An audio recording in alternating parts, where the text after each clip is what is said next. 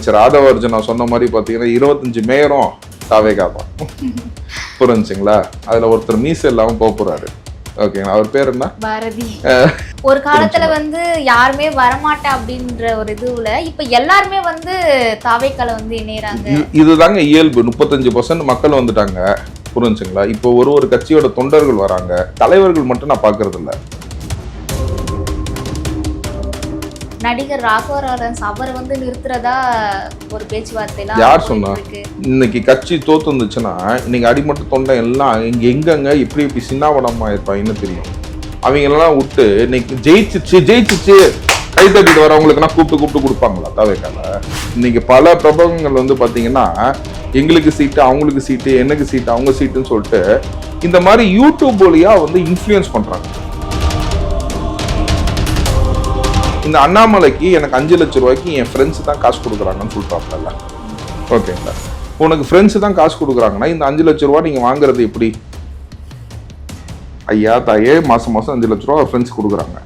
60 லட்ச ரூபா அவருக்கு வருமானம். இந்த 60 லட்ச ரூபாய்க்கு நீங்க டாக்ஸ் கட்டுறீங்களா? ஃபர்ஸ்ட்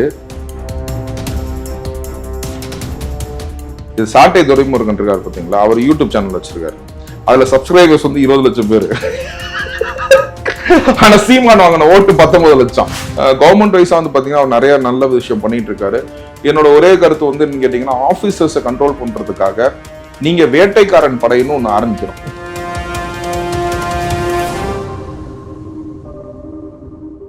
ஸோ அதே மாதிரி இப்போ நிறைய எம்எல்ஏக்கு தாவேக்காக்கு வராங்க அப்படின்ட்டு சொல்றாங்க. இப்போ இன்னைக்கு விஜயதாரணி அவங்க தாவேக்கால இணைஞ்சிருக்காங்க. அப்படிங்களா?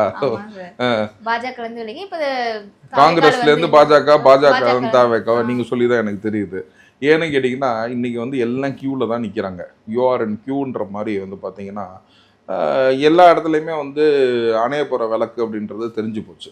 அதிமுக மற்றும் பாஜக அந்த கூட்டணியே பார்த்தீங்கன்னா சின்ன பண்ணாமல் ஆகி போய் கிடக்குது. இங்கே பார்த்தீங்கன்னா பாமக அப்பா பையன் ஸ்பிளிட் ஆகி கிடக்குறாங்க. இது பார்த்தீங்கன்னா இந்த மாதிரி ஒரு இஷ்யூஸ் இருக்குது. புரிஞ்சுங்களா? ஸோ எல்லாருமே தாவேக்கா நோக்கி தான் படையெடுப்பாங்க. இது இயல்பு. ஒரு காலத்துல யாருமே வரமாட்டேன் அப்படின்ற ஒரு இதுல இப்ப எல்லாருமே தாவேக்கால இணையறாங்க. இதுதாங்க இயல்பு. 35% மக்கள் வந்துட்டாங்க. புரிஞ்சுங்களா? இப்போ ஒரு கட்சியோட தொண்டர்கள் வராங்க, தலைவர்கள் மட்டும் நான் பாக்குறது இல்ல. எல்லா கட்சி தொண்டர்களும் தாவேக்காக்கு வர ஆரம்பிச்சிட்டாங்க. புரிஞ்சுங்களா? அதுதான் தாவேக்காவோட பலம். புரிஞ்சுங்களா? 2029 எலெக்ஷன் சரி, மேயர் எலெக்ஷன் சரி, எல்லா எலெக்ஷனுமே பாத்தீங்கன்னா TVK will make a very big difference. புரிஞ்சுங்களா? இன்னைக்கு அமைச்சர் ஆதவர்ஜுனா சொன்ன மாதிரி பார்த்தீங்கன்னா 25 மேயரும் தாவேகா தான்.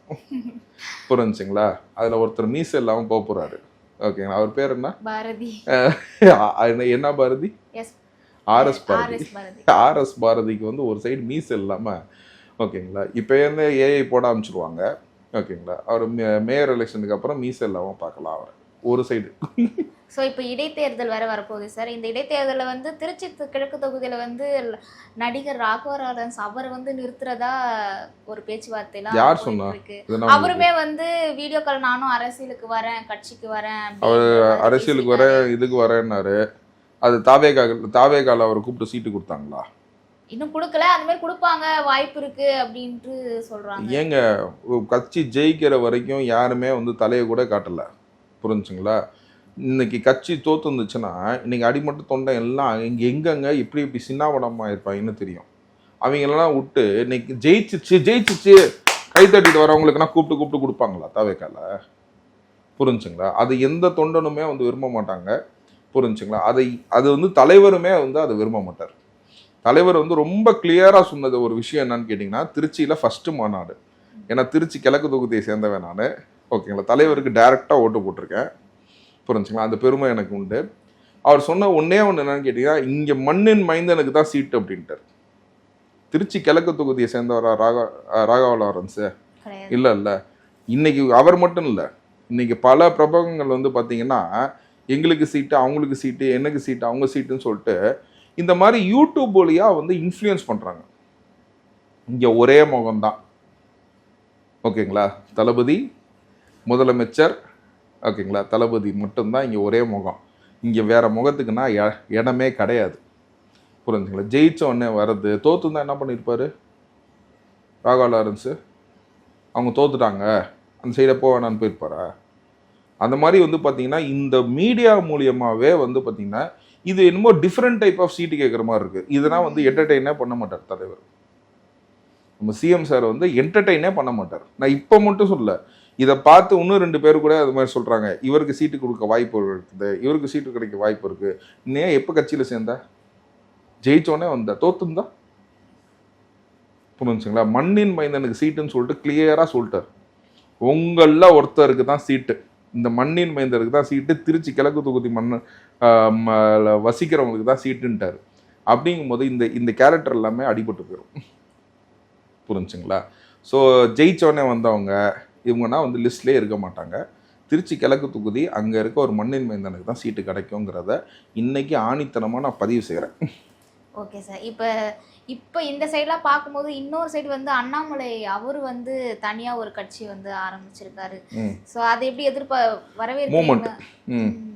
பாஜகலேருந்து விலகி கட்சி ஆரம்பிச்சிருக்காரு. இதுக்கப்புறம் வந்து அவர் நான் யாரையும் எதிர்த்துலாம் நிற்கலை அப்படின்ற மாதிரியும் சொன்னார். அது அவர் ஒரு சைடாக நிற்க வேண்டியதான், தமிழ்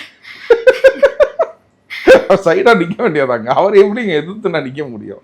அடிக்கிற புயல்ல எங்கேயோ ஆணி வேறுனா பிச்சுக்கிட்டு போகுது கட்சிக்கு, இவர் வந்து எதிர்த்து நிக்க மாட்டேன்னா அவர் சைட்ல தான் நிக்கணும்.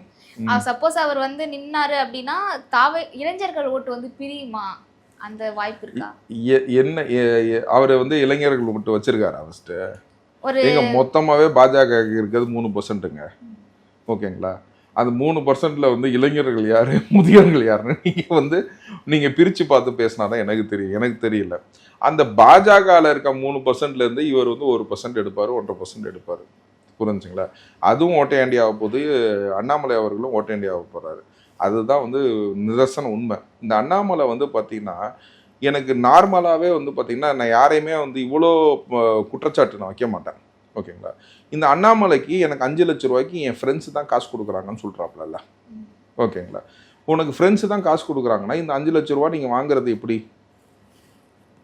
ஐயா தாயே, மாதம் 5 லட்ச ரூபா ஃப்ரெண்ட்ஸ் கொடுக்குறாங்க, 60 லட்ச ரூபா அவருக்கு வருமானம். இந்த 60 லட்ச ரூபாய்க்கு நீங்கள் வந்து டேக்ஸ் கட்டுறீங்களா ஃபஸ்ட்டு? இதுவே ஒரு பெரிய ஃப்ராடு. கரெக்டுங்களா? நான் கேட்குற கேள்வி கரெக்டாக இருங்க. டிஎம்கே ஃபைல்ஸ்னு ஒன்று கொண்டு வந்தார், சூகேஸாக. புரிஞ்சுங்களா? அந்த டிஎம்கே ஃபைல்ஸில் ஒரு நாளாச்சும் அந்த உள்ளுக்குள்ள இருக்க டாக்குமெண்ட் எடுத்து அலிகேஷன்ஸ் யார் மேலே வச்சிருக்காரா? வச்சதே கிடையாது. So he is another blackmailer. இந்த போலீஸ் கான்டாக்ட்ஸ்னால் வச்சுக்கிட்டு நீங்கள் ஒன்றுமே இல்லை. நீங்கள் ஜென்ரலாக வந்து பார்த்தீங்கன்னா ஒரு போலீஸ் கான்டாக்ட்ஸ்னால் உங்களுக்கு டெவலப் ஆயிரும். நீங்கள் ஐபிஎஸ் ஆஃபீஸராக இருந்தீங்கன்னா என் பேட்ச்மேட்டு, அவன் பேட்ச்மேட்டு, அவனை வச்சு 2 இன்ஃபர்மேஷன், இவனை வச்சு இங்கே 2 இன்ஃபர்மேஷனு எடுத்து பிளாக்மெயில் பண்ணுற வேலை தான் இந்த அண்ணாமலை. இது வந்து ரொம்ப கிளியராக நான் சொல்கிறேன். இது இப்போ உனக்கு சோர்ஸ் கிடைக்கிறது வந்து உன்னையும் வந்து உன் பேட்ச்மேட்டை ஐபிஎஸ்ஸை வச்சு தான் பண்ணுறேன். இதே ஒரு பெரிய லாபி.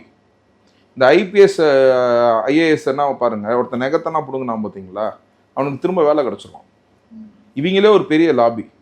அதுதான் நான் சொல்கிறேன். இந்த ஆஃபீஸர்ஸ்னால் வந்து நம்ம கண்டிக்கணுங்க. இந்த ஆஃபீஸர்ஸ்னால் நம்ம கண்டிக்க ஆரம்பித்தோம்னா தான் இது வந்து நெக்ஸ்ட்டு மாற்றத்துக்கே போகும். இப்போ பொலிட்டீஷியன் சொல்கிறீங்க. இப்போ எல்லா பொலிட்டீஷியனும் க்ளீனாக இருக்காங்களா? ஐ மீன் இந்த தாவேகா சைடு. புரிஞ்சுங்களா? க்ளீனாக இருக்காங்களா? அதே மாதிரி வந்து பார்த்தீங்கன்னா இந்த ஐஏஎஸ் ஆஃபீஸர், ஐபிஎஸ் ஆஃபீஸர், இந்த மாதிரி ஃப்ராடு பிளாக்மெயிலர்ஸ்னால் உருவாக்குறது வந்து பார்த்தீங்கன்னா வந்து எல்லா ஐஏஎஸ் ஆஃபீஸர், ஐபிஎஸ் ஆஃபீஸரையும் சொல்ல மாட்டேன். இந்த ஃப்ராடு பண்ணுற 5%. புரிஞ்சுங்களா? இந்த இதனால் வந்து நம்ம வந்து கண்டிப்பாக வந்து கட்டுக்கோப்பில் கொண்டு வரணும். Is a big time blackmailer. Annamalai is a big time blackmailer. அவர் ஃபஸ்ட்டு 5 லட்ச ரூபாய்க்கு அவர் ஒரு இடம் வாங்கினார்ல, விவசாயம் பண்ண போகிறேன், ஆடு மேய்க்க போகிறேன்னு. அந்த இடத்த எவ்வளோக்கு கிரயம் பண்ணார்? 2.5 கோடிக்கு என்னமோ பண்ணுறாரு. இன்றைக்கி நான் 3 கோடி கொடுக்குறேன், அந்த இடத்த எனக்கு கொடுத்துருவாரா? புரிஞ்சுங்களா? அதே ஒரு ஃப்ராடு. எடுத்த பிச்சையில் வந்து நீ எப்படி வந்து இடம் வாங்க முடியும்? புரிஞ்சுங்களா? He doesn't have any records for anything. He is a big time ஃப்ராடுங்கிறது இதே ஒரு சாட்சி தான். ஆனால் என்ன சொல்கிறாங்கன்னா அண்ணாமலை அவங்க வந்து படித்தவர். ஸோ அவர் வந்து தமிழகத்தில் இப்போ வந்து தனியாக நிற்கிறாரு. இதுக்கப்புறம் வந்து விஜய் விஸ் அண்ணாமலை அப்படின்னு இருக்குமா, இல்லை விஜய் விஸ் உதயநிதி அப்படின்னு இருக்குமா அப்படின்ற ஒரு கருத்துக்கள்? இல்லை, இது வந்து நீங்கள் வந்து சொல்லலாம், அவர் தான் தனியாக நிற்கிறாருன்னீங்கன்னா ஓரமாக நிற்கிறாரு, அங்கிட்ட கூட்டத்தில் நிற்கிறாரு, அவ்வளோதான் நான் சொன்னது. புரிஞ்சுங்களா? இது வந்து சிஎம் விஜயோட நீங்கள் கம்பேர் பண்ணுறதே வந்து ஒரு பெரிய ஒரு தப்பான ஒரு விஷயம். புரிஞ்சுங்களா? He is nothing. அதான் சொல்லிட்டேன். என்ன அவருக்கு எப்படி செலவுக்கு ஃபஸ்ட்டு காசு 5 லட்ச ரூபாய்க்கு நீ எப்படி இடம் வாங்கின, ஓகேங்களா, அந்த இடத்துக்கு மேலே நான் காசு கொடுக்குறேன், நீ கொடுத்துருவியா, டிஎம்கே ஃபைல்ஸ்னு காட்டி டிஎம்கேவே வந்து பார்த்தீங்கன்னா மிரட்டி காசு சம்பாதிச்சிருக்கேன். ஒரு பாரதிய ஜனதா தலைவர்ன்ற போஸ்டிங்கை வச்சே நீ இவ்வளோ ஃப்ராடு பண்ணியிருக்கனா, புரிஞ்சுங்களா, நீ வந்து எவ்வளோ ஃப்ராடு பண்ணுவ, புரிஞ்சுங்களா. இவன் படித்தது ஃபுல்லாகவே ஃப்ராடாக தான் இருக்கும் போல இருக்கு, புரிஞ்சுங்களா. ஐ ஸ்கோர்டு 99 பாயிண்ட் சம்திங் அண்ட் கேட்டு, ஐ ரெட் 20,000 புக்ஸு, நீ எது சொன்னினாலுமே வந்து பார்த்தீங்கன்னா you are a big time ஃப்ராடுங்கிறத நோபடி கேன். நான் கேட்குற 3 கேள்விக்கு மட்டும் நீங்கள் ஆன்சர் பண்ண சொல்லுங்களேன். அந்த பொட்டி எப்போ திறக்க போகிற, 5 லட்ச ரூபா உனக்கு வருது, நீ அதுக்கு டேக்ஸ் கட்டுறியா இல்லையா, அந்த 5 லட்ச ரூபா யார் கொடுக்குறாங்கிறத டிக்ளேர் பண்ணு. நீ இடத்த வாங்கினியா, அந்த இடத்த வந்து கூடுதலாக நான் வந்து 25 லட்ச ரூபா கொடுக்குறேன், அதை எனக்கு கிரையம் செஞ்சு கொடுப்பியா. இந்த 3 கேள்வி அண்ணாமலைக்கு வைக்கிறேன். இதை கிளியர் பண்ணி அவர் பதில் எங்கேயாச்சும் சொல்லிட்டாருன்னா அதுக்கப்புறம் நானும் வந்து அண்ணாமலை பார்ட்டியில் வந்து பார்ட்டியில் அது மூமெண்ட்டு, ஓகேங்களா, அது மூமெண்ட்டில் வந்து நானும் வேணால் என்ரோல் பண்ணுறேன். இப்போ என்ரோல் பண்ணியிருக்க 16 லட்சம் பேர் 17 லட்சம் பேருங்கிறாங்க, ஓகேங்களா. அவங்கன்னா தமிழ்நாட்டை சேர்த்தவங்களா. இப்போ தாவேகால என்ரோல் பண்ணவங்க வந்து பார்த்தீங்கன்னா எலக்ட்ரல் ஐடியும் ஆதார் ஐடியும் வச்சு என்ரோல் பண்ணியிருக்காங்க. அதே மாதிரி உனக்கு எலக்ட்ரல் ஐடியும் ஆதார் ஐடியும் வச்சா என்ரோல் பண்ணாங்க.